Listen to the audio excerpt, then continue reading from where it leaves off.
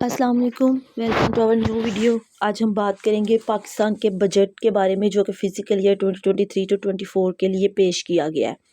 It was one of the most discussed topic in Pakistan during 2023। So let's talk about it. सबसे पहले हम ये देखते हैं कि बजट होता क्या है।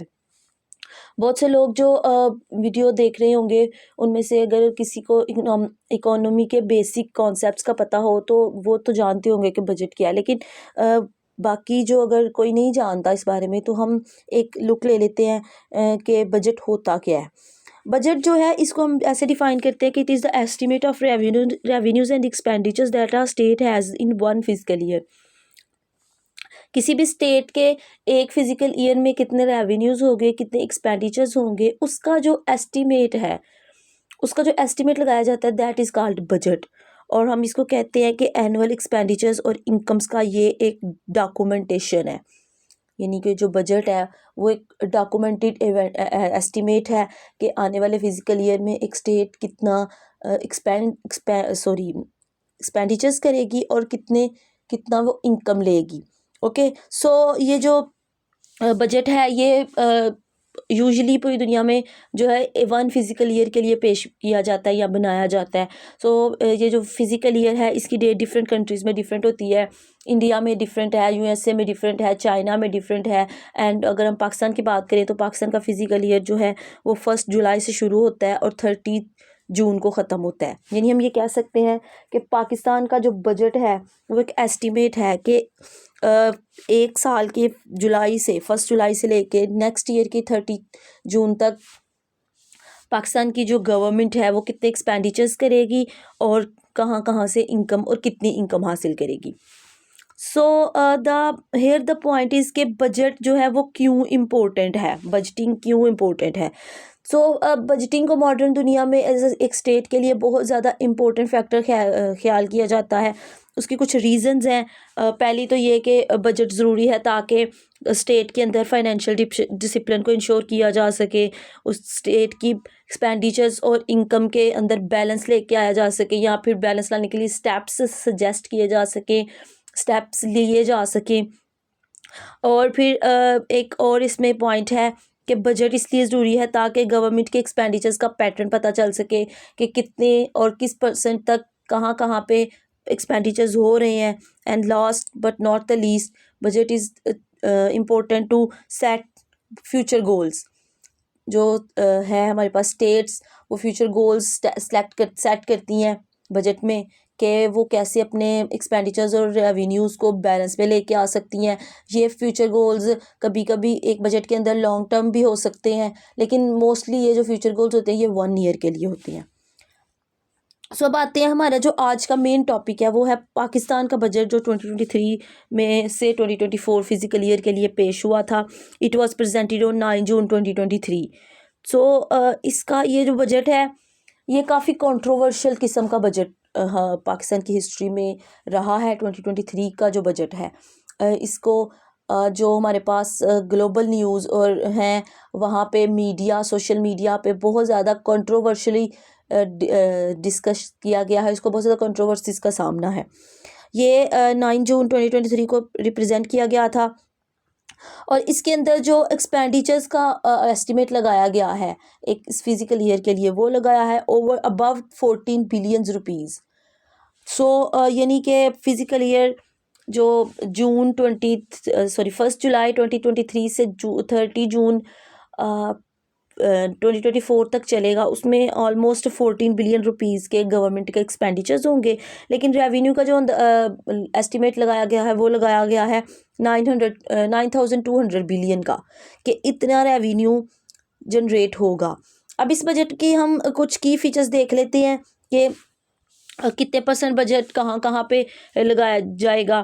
फॉर एग्ज़ाम्पल ये कहा जा रहा है कि जो एजुकेशन है उसके लिए जो सेट किया गया है बजट वो 120 बिलियन बजट सेट किया गया है। हेल्थ सेक्टर के लिए ऑलमोस्ट 20 बिलियन सेट किया गया है। और इस बजट का जो हमारे पास बड़ा हिस्सा है, यानी हमारे रेवेन्यूज़ का जो एक्सपेंडिचर्स का जो बड़ा हिस्सा होगा वो जाएगा डेब्ट सर्विसिंग के लिए, and that is 7,303 billion rupees. और डिफेंस बजट जो है इसको डबल इन द फिगर कर दिया गया है, 1804 बिलियन कर दिया गया है, that is the double of previous budget. और जो पब्लिक सेक्टर डेवलपमेंट प्रोग्राम्स हैं उनके लिए 950 बिलियन का बजट सेट किया गया है। हेल्थ सेक्टर के लिए हमने पहले भी बात की, 20 बिलियन का बजट सेट किया गया है। और कुछ इसमें फिजिकल डेफिसिट एक्सपेक्ट किया जा रहा है कि वो 4.9 ऑफ जीडीपी तक पहुंचेगा।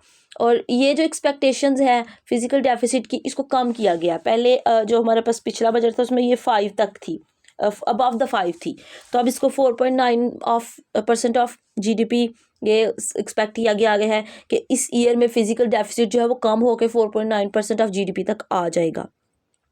सैलरीज और पेंशन्स को इंक्रीज़ करने की बात की गई है।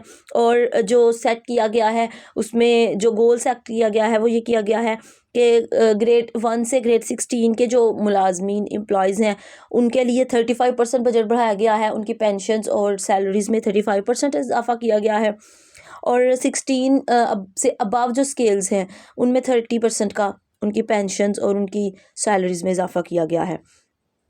और एक ये एक्सपेक्टेशन रखी गई है कि जीडीपी की जो ग्रोथ है वो 3.5% रहेगी। और ये जो जीडीपी की ग्रोथ है ये लास्ट बजट से बढ़ाई गई है, ये एक्सपेक्टेशंस है। देखिए बजट जो है ये कोई प्रैक्टिकल नहीं है कि आपने सर्वे की, जैसे हम सर्वे में करते हैं कि जो होते हैं एग्जैक्ट फैक्ट्स एंड फिगर्स उनको ऐड करते हैं। बजट एक प्लानिंग होती है, ठीक है। तो ये एक प्लान किया गया है कि पाकिस्तान के फिजिकल ईयर 2023-2024 में एक्सपेंडिचर्स कहाँ कहाँ पे कितने कितने होंगे और रेवेन्यू कहाँ कहाँ से कितना कितना आएगा। अब हम देखते हैं, जैसा कि हमने शुरू में बात की कि ये बजट बहुत ज़्यादा कंट्रोवर्शियल बजट रहा है और सोशल मीडिया पे एनालिस्ट्स में एकेडमिकली। तो लेट्स सी कि इसके ऊपर क्रिटिसिज्म क्या है। पहला जो क्रिटिसिज्म है वो है फिजिकल डेफिसिट जो टारगेट है, it's like a controversial target. For example जैसे कि हमने देखा कि ये कहा गया है कि फिजिकल डेफिसिट जो है वो 44.9% ऑफ जीडीपी तक लाया जाएगा। लेकिन इट इज़ क्रिटिसिज्म के पाकिस्तान के अंदर जो इकोनॉमिक प्रॉब्लम्स हैं उनको देखते हुए इतना पॉसिबल ही नहीं है कि आप अपना फिजिकल डेफिसिट अचानक से इतने कम टारगेट पे ला सकें। ये एक कंट्रोवर्शियल टॉपिक है कि उसमें डिफरेंट फैक्टर्स आ जाते हैं, रेवेन्यू कलेक्शन, उसमें कुछ नेचुरल क्लैमिटीज़, क्लाइमेट चेंज का असर भी आ जाता है। तो यानी कि फ़िज़िकल डेफिसिट को इतने लो लेवल पे कम करना पाकिस्तान के लिए पॉसिबल नहीं है अचानक से।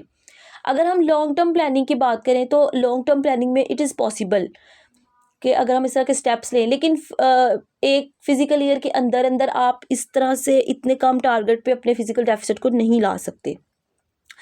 फिर जो जीडीपी का टारगेट किया गया है 3.5% जो उसको इंक्रीज़ किया जाएगा, ये एक मिथ लगती है क्योंकि पाकिस्तान के पास अभी हम देखें तो बजट के अंदर ही देख लें तो रेवेन्यू जो है वो उसके मुकाबले में एक्सपेंडिचर्स के मुकाबले में बहुत कम एक्सपेक्टेड है। जब रेवेन्यूज़ कम एक्सपेक्टेड है, एक्सपेंडिचर्स ज़्यादा है, तो जीडीपी की ग्रोथ को आप कैसे बढ़ा सकते हैं।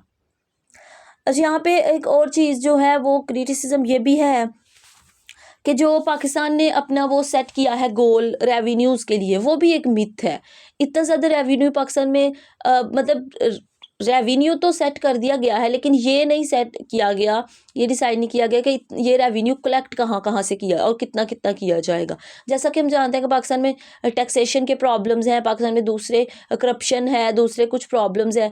ये सेट नहीं किया गया कि इस टारगेट ऑफ रेवेन्यू को अचीव करने के लिए क्या किया जाएगा। एक और जो है ना मिथ, वो है, मिथ तो नहीं हम इसे कहेंगे, ये एक है कि बजट जो हमारा डिफेंस बजट है वो सोशल सेक्टर के बजट से बहुत ज़्यादा है।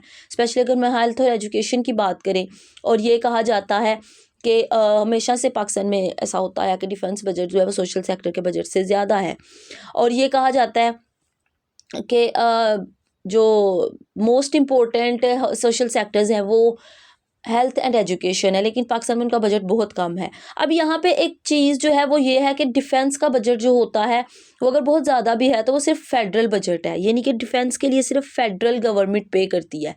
लेकिन हमारे पास जो सोशल सेक्टर्स हैं उनमें प्रोविंशियल भी गवर्नमेंट भी हिस्सा लेती हैं। फॉर एग्जांपल अगर 120 बिलियन का जो बजट है वो एजुकेशन के लिए सेट किया गया है फेडरल बजट में, तो फेडरल बजट जो है वो सिर्फ फेडरल गवर्नमेंट को फेडरल एजुकेशन को या फेडरल एजुकेशनल इंस्टीट्यूट्स को सपोर्ट करेगा।